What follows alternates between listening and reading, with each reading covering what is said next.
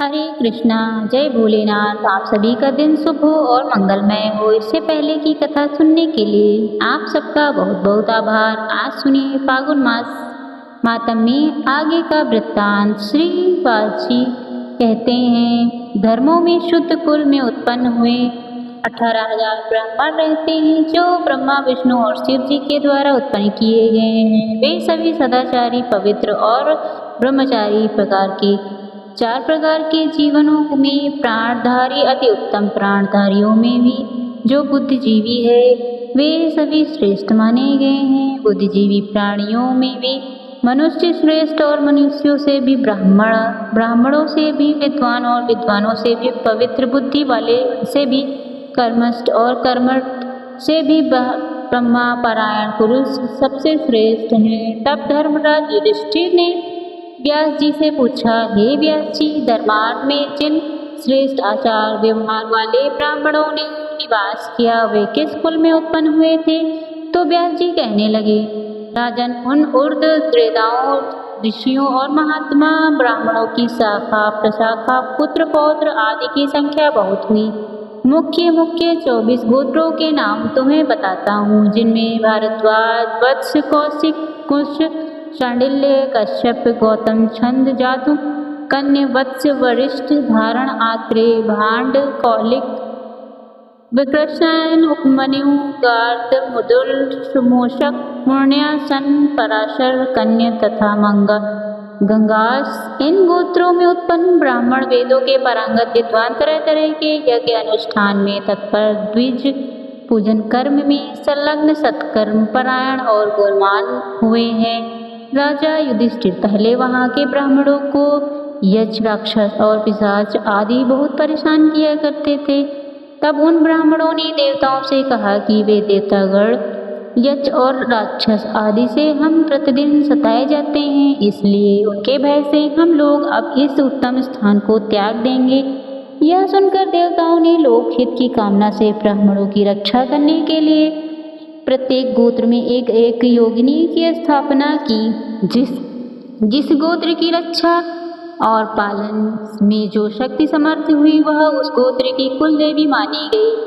श्री माता तार देवी गोत्र, आशापुरी, इच्छा नाशिनी, पीपली, विकार वशा, जगन माता, महात्म सिद्ध, भटार, कद, विक्रामा, वासु, आज्ञा, महादेवी, मातंगी वाणी, मुकुट, शबरी, भद्री, महाशक्ति, संहार, महाबला और महादेवी चामुंडा, यह गोत्रों की माताएं हैं। ब्रह्मा, विष्णु और शिव जी आदि देवताओं ने वहाँ रक्षा करने के लिए उन गोत्र मात्र गांवों की स्थापना की। वहाँ के स्वर्ण धर्म परायण श्रेष्ठ ब्राह्मण उन सब योगी नीतियों की पूजा करने के लिए सभी से योग्य नित्य द्वारा वे अपने अपने समय में सुरक्षित हुए। सब ब्राह्मण स्वस्थ और पुत्र पौत्र से संयुक्त हो गए। राजन, 100 वर्ष तक बीतने के पश्चात भी श्री ब्रह्मा, विष्णु और शिव जी धर्मार्थ को देखने के लिए प्रातःकाल सूर्योदय के समय उत्तम विमान पर विराजमान होकर आए। उस समय ब्राह्मण लोग समिधा, पुष्प और कुशा लाने के लिए आश्रम छोड़कर सब दिशाओं में चले गए थे।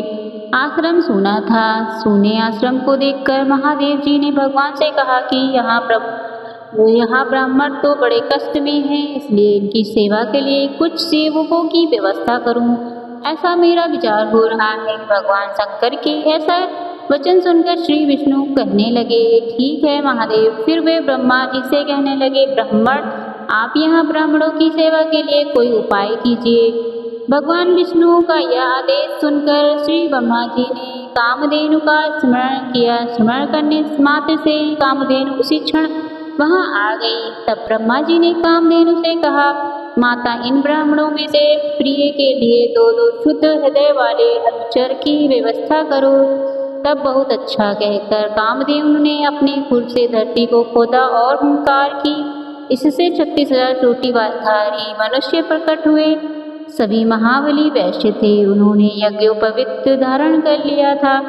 वे सब शास्त्रों में चतुर ब्राह्मण, भक्त ब्राह्मणों का हित चाहने वाले, तपस्वी, उत्तम आचार वाले और धार्मिक थे। उस समय ब्राह्मणों की रक्षा करने की सेवा करने के लिए एक एक ब्राह्मण को 2 अनुचर अर्थात सेवक दे दिए गए। राजन, ब्राह्मण का पहले जो गोत्र बताया गया वही उसके अनुचरण भी है। इसके बाद ब्रह्मा जी ने उनके हित के लिए कहा कि तुम सब लोग इन ब्राह्मणों का कहना मानो और जिस जिस वस्तु की आवश्यकता हो उन्हें ला कर दो। हर दिन समिधा कुशा और फूल आदि लेकर आओ। हमेशा इनकी आज्ञा के अनुसार चलना, कभी इनका अनादर मत करना। जात कर्म, नामकरण, अन्नप्राश, चूड़ाकरण, उपनयन आदि संस्कार, जो भी व्रत, दान, उपवास आदि कर्म प्राप्त हो, इन ब्राह्मणों की आज्ञा के अनुसार ही करना चाहिए। इनकी आज्ञा के बिना जो दर्श योग्य श्राद्ध कार्य या फिर कोई भी शुभ कार्य करेगा या दरिद्रता, पुत्र शोक और कीर्तिनाश को प्राप्त होगा। तब उन अनुचरों ने बहुत अच्छा कहकर देवताओं की आज्ञा शिरोधार्त की। इसके बाद वे इंद्र आदि श्रेष्ठ देवता कामधेनु की सृष्टि करने लगे कि अनर्घ आप देवताओं की माता और सब यज्ञों का कारण हो, सभी तीर्थों में उत्तम तीर्थ हो। आपको सदा नमस्कार। आपके ललाट में सूर्य, चंद्रमा, अरुण तथा भगवान शंकर विराजमान है। ओंकार में साक्षात सरस्वती जी वास करती हैं। गले के कमल में नागों का निवास है। खुर पृष्ठ में गंधर्व और चारों वेद हैं और आपके मुख के अग्रभाग में समस्त चराचर तीर्थ है। इस प्रकार तरह तरह के वचनों से प्रसन्न हुई कामधेनु स्वर्ग को चले गए। उन वैश्यों के विवाह के लिए भगवान शंकर और यमदेव ने गंधर्व की कन्याओं को लाकर उनकी पत्नी के रूप में स्थापित किया। विश्वावसु नाम से प्रसिद्ध जो गंधर्व के राजा हैं, उनके यहाँ 6 गज कन्याएं थी। वे सभी रूप, यौवन और उदारता से संपन्न थी। उन्हीं को वेदत्व विधि से देवता के समीप उन वैश्यों के लिए अर्पित किया गया। उस समय उन वैश्य ने गंधर्व को, पूर्वज देवताओं को, सूर्य और चंद्रमा को तथा यमराज और मृत्यु को भी आज्य भाग दिया। विधि पूर्वक आज्य भाग अर्पित करने के बाद ही उन वैश्यों ने उन कन्याओं का वर्ण अर्थात उनसे विवाह तब से कर लिया। आज तक गंधर्व विवाह उपस्थित होने पर देवता आज्य भाग ग्रहण करते हैं। जिन 36,000 दिन कुमारों की चर्चा की गई है, उनके पुत्रों की संख्या लाखों तक पहुंच गई। वे सब ब्राह्मणों के सेवक हुए। इसके बाद देवताओं के चले जाने पर भी सभी ब्राह्मण इस स्थान पर निवास करने लगे। राजन, तब से यहाँ ब्राह्मण निर्भय होकर पुत्र पुत्रों के साथ रहते हैं और वेदों का पाठ करते हैं। वे वेदों के ज्ञाता विद्वान, कभी शास्त्रों का अर्थ सुनाते, कभी कोई गान करते, जप किया करते, शिव जी के गुण गाते, कोई ब्रह्मा जी का नाम लेते तो कोई यम सूक्त का जप किया करते। कितने ही याचक बनकर यज्ञ और अग्निहोत्रों को उपासना करते। शिव स्वाहा का स्वधा और वट का शब्दों के चराचर प्राणियों सहित संपूर्ण त्रिलोकी की परिपूर्ण करते रहते। वहाँ के वैश्य भी बड़े दक्ष होते हैं और वे सदा ब्राह्मणों की सेवा के लिए तत्पर रहते हैं। वे धर्मार्थ के प्रदेश में स्थिरा होकर बसते हैं और ब्राह्मणों के लिए अन्नपान, समिधा, कुश तथा फल आदि का प्रबंध करते हैं। पुष्पहार का संग्रह करना, स्नान किए हुए वस्त्रों को धोना, उपले आदि बनाना, झाड़ने बुहारने का काम करना तथा कूटना और पीसना आदि कार्य उन वैश्यों की पत्नियां किया करती थी। श्री ब्रह्मा, विष्णु और शिव जी के वचन से सब लोग उन ब्राह्मणों की सेवा करते थे। तब से सब ब्राह्मण स्वस्थ होकर हर्षपूर्वक दिन रात श्री ब्रह्मा, विष्णु और शिव आदि की उपासना करने लगे। श्री व्यास जी बोले कि इन सबके बाद कुछ समय बीतने पर जब सतयुग की समाप्ति हुई, तब त्रेता के प्रारंभ में लोल जीवा नामक एक राक्षस हुआ जो सभी राक्षसों का राजा था। उसने ब्राह्मणों से सेवित उस परम पवित्र और सुंदर धर्मारण्य की द्वेष वशा में आग लगा दी। अपने नगर को जलता हुआ देखकर वे श्रेष्ठ ब्राह्मण वहां से भाग खड़े हुए। तब श्री माता और देवियां क्रोध में भरकर उस राक्षस को फटकार हुई, उस पर प्रहार करने लगी। राक्षस ने उन देवियों को देखकर भयंकर सिंहनाद किया। उस समय धर्मार्थ में बड़ा भारी कोलाहल मच गया, जिसे सुनकर देवराज इंद्र ने नलकुबर को भेजा। नलकुबर को वहां गए। श्री माता तथा लोल जीवा में महान युद्ध चल रहा था। उन्होंने देखा, जैसा देखा वैसे ही हाल देवराज इंद्र के आगे सुना दिया। यह समाचार सुनते ही भगवान विष्णु सुदर्शन चक्र लेकर सत्यलोक से पृथ्वी पर आए। धर्मरण्य में पहुंचकर उन्होंने अपना चक्र चला दिया। तब लोल जीवा राक्षस मूर्छित होकर धरती पर गिर पड़ा और प्राण त्याग कर परमधाम को चला गया।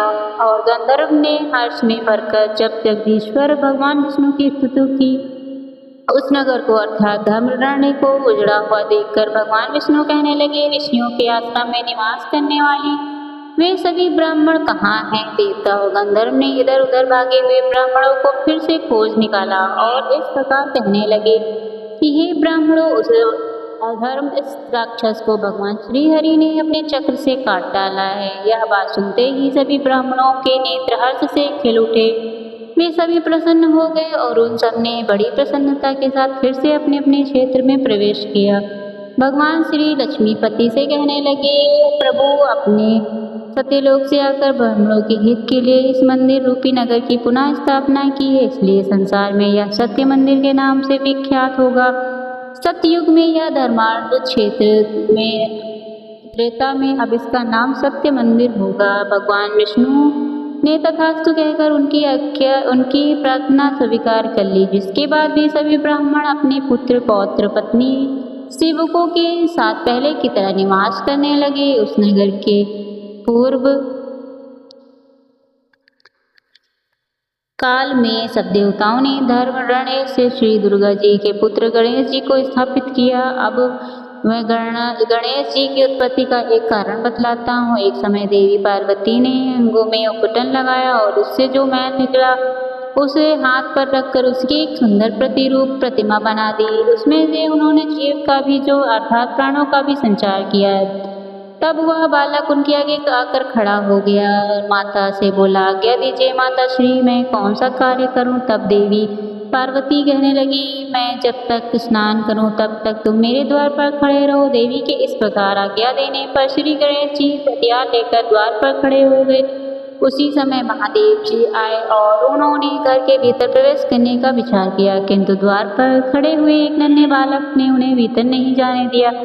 इससे महादेव क्रोधित हो गए और फिर दोनों पिता पुत्र में परस्पर युद्ध होने लगा। महादेव जी ने अपने त्रिशूल से उस बालक का मस्तक काट दिया। इधर अपने पुत्र को मरा हुआ गिरा देखकर देवी पार्वती जी रो फूट फूट कर रोने लगी। पार्वती जी को दुखी देखकर भगवान शंकर को बड़ी चिंता हुई। इतने में ही उनकी दृष्टि वहां पर आए हुए गज असुर पर पड़ गई और महादैत्य को देखकर भगवान शंकर ने उसे मार डाला और उसका मस्तक लेकर पार्वती जी के बनाए हुए बालक के धड़ से जोड़ दिया। जब वह बालक उठ खड़ा हो तब शिव जी ने उसका नाम गजानन रखा। फिर सभी देवताओं ने और मुनियों ने मिलकर गणेश जी की स्तुति की। देवतागण कहने लगे, भगवान आपको नमस्कार है, आप देवताओं के ईश्वर तथा गणों के स्वामी हैं, आपको नमस्कार है। हे गजानन, आप महादेवों के भी अधिक देवता हैं, आपको नमस्कार है। इन शुभ श्रोत द्वारा स्तुति करने पर गणों के स्वामी श्री गणेश जी अत्यंत प्रसन्न होकर इस प्रकार कहने लगे, देवता गणों में आप सब बहुत संतुष्ट हूँ, आपको मनवांछित वस्तु मांगो, मैं आपको अवश्य दूंगा। तब देवतागण कहने लगे, महाभागे साधन करें, धर्मार्थ में रहने वाले ब्राह्मण वैश्यजन धार्मिक पुरुष तथा वर्णाश्रम के अलग अनुसार भी आप सदा संरक्षण करें, उनकी रक्षा करें। आपकी कृपा यहाँ के ब्राह्मण और महाबली वैश्य सदा धन और सुख से संपन्न हों तथा जब तक सूर्य चंद्रमा पृथ्वी रहे तब तक आप यहीं रहकर सबकी रक्षा करते रहें। तब गणेश जी ने तथास्तु कहकर उनकी प्रार्थना स्वीकार कर ली और देवताओं ने हर्ष में भरकर फिर गणेश जी का पूजन किया। संसार के दूसरे लोगों ने भी विघ्न निवारण के लिए उनकी पूजा की, इसलिए गणेश जी वहाँ उत्सव और यज्ञ में सबसे पहले पूजित होते हैं। धर्मार्थ में रहने वाले लोगों पर तो वे सदा प्रसन्न रहते हैं। जय भोलेनाथ। आज के अध्याय में बस इतना ही। इसके आगे की कथा सुनने के लिए आप मेरे चैनल को सब्सक्राइब और लाइक करना ना भूलें। धन्यवाद।